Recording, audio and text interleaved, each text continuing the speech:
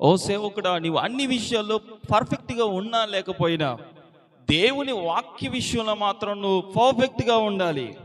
నాకు దేవుని ఆత్మ బోధించుదిలే, దేవుని ఆత్మ నాకు చెప్పుదిలే, దేవుడి ఆత్మ నన్ను బాగా ప్రేరేపించి బలముగా నెట్టుకొని వెళ్తుందిలే, ఇది కాదు. దేవుని ఆత్మ అన్నీ నేర్పిస్తుంది. కానీ నీ వైపు నుండి నీవు దేవునికి చేయగలిగినది, దేవుని దగ్గర నువ్వు చదవగలిగినది, బైబిల్ గ్రంథంలో నువ్వు పర్ఫెక్ట్గా థరోగా ఉండాలి. దేవుని ఆత్మ ఫిలిపు దగ్గరకు వచ్చి ఫిలిపుతో మాట్లాడింది, నీవు నపుంసకుడు వస్తున్నాడు, ఆ రథము దగ్గరికి వెళ్ళి మాట్లాడు. రథము చూసిన వెంటనే మళ్ళా ఆత్మ ఫిలిపుతో మాట్లాడుతుంది, అయ్యా అతడే నువ్వు మాట్లాడవలసిన వ్యక్తి, నువ్వు వెళ్ళి మాట్లాడు అంటే ఫిలిపు డైరెక్ట్గా రథము దగ్గర ఉన్న ఆ నపుంసకుడి దగ్గరికి వెళ్ళి చదువుతున్నది విన్నాడు, విని గ్రహించాడు అతడు యెషయా గ్రంథము చదువుతున్నాడని.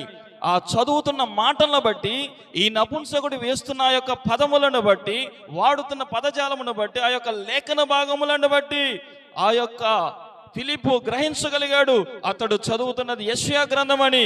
వాక్యము వినుట ద్వారానే నువ్వు గ్రహించాలి. ఇది ఏ వాక్య భాగమో, ఇది ఏ ధ్యానాంశమో, ఇది ఏ వాక్యములో నుండి మాట్లాడుతున్నదో అని. దానికి కావలసినది వాక్య జ్ఞానం కావాలి. బైబిల్ గ్రంథం గురించి పర్ఫెక్ట్గా థరోగా నువ్వు ఉండగలగాలి. దేవుని ఆత్మ నిన్ను నడిపిస్తుంది, నీ వైపు నుంచి నువ్వు దానిని అర్థం చేసుకోగలగాలి. ఈ రెండు తోడైతేనే ఒక ఆత్మకు ఆత్మ కార్యము చేకూడుతుంది, ఒక ఆత్మ రక్షించబడుతుంది, ఒక ఆత్మ పరలోకములో చేర్చబడుతుంది. దేవుని ఆత్మ నడిపింపు వచ్చింది. నీ వైపు నుండి నీవు కూడా నీ ప్రయత్నాన్ని నువ్వు చేయాలి.